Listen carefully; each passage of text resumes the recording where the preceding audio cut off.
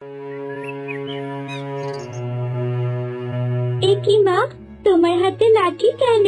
এটা দিয়ে তুমি কি করবে? এই লাঠি দিয়েই তো তোকে বধ করব। তোকে আমি বাঁচতে দেব নে, আজই তোকে শেষ করে দেব আমি। কিন্তু কেন মা? তুমি যে বলেছিলে তুমি আমায় ভালোবাসো।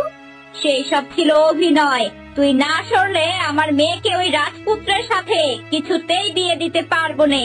তুই মরলে রাস্তা একদম পরিষ্কার হয়ে যাবে। তুমি আমায় মেরো না মা, আমি দূরে কোথাও পালিয়ে যাব, আর কখনো এখানে আসবো না। না, সে সুযোগ আমি আর দিচ্ছি না, তোকে মরতেই হবে। আ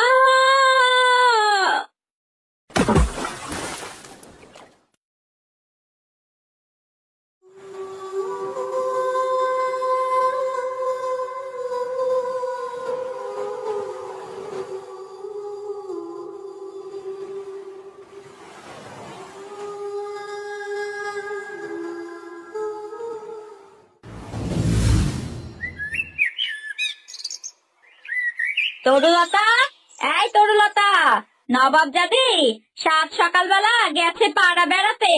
এদিকে ঘরের এতগুলা কাজ কে করবে? তোর মরা মা। জন্মের পরপরই তো মাটাকে খাইছিস, এখন আমার কান্দে এসে চড়ছস আমার।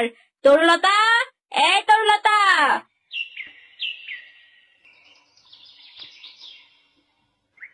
মা, ডাকছো আমায়? না, তোকে তো ডাকছি না আমি, আমি তো সুরেলা কণ্ঠে গান গাইছি। ডাকতে ডাকতে আমার গলা ছিঁড়ে গেল, আর এখন বলছি ডাকছি কিনা? সাত সকালবেলা পাড়া বেড়াতে গেছিলি, এই ঘরের কামগুলো কে করবে শুনি? আমি তো জঙ্গলে গিয়েছিলাম পাতা কুড়িয়ে আনতে, রান্না করার জন্য মা। হয়েছে হয়েছে, আমাকে আর কাজ দেখাতে হবে না। যা, তাড়াতাড়ি উঠানটা ঝাড়ু দিয়ে রান্না বান্না সেরে ফেল, তারপর কাপড়গুলো কেচে ফেলিস।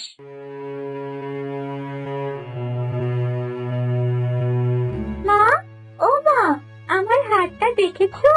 সকালেই তো বের করে টেবিলের উপর রেখেছিলাম, এখন কোথাও খুঁজে পাচ্ছি না।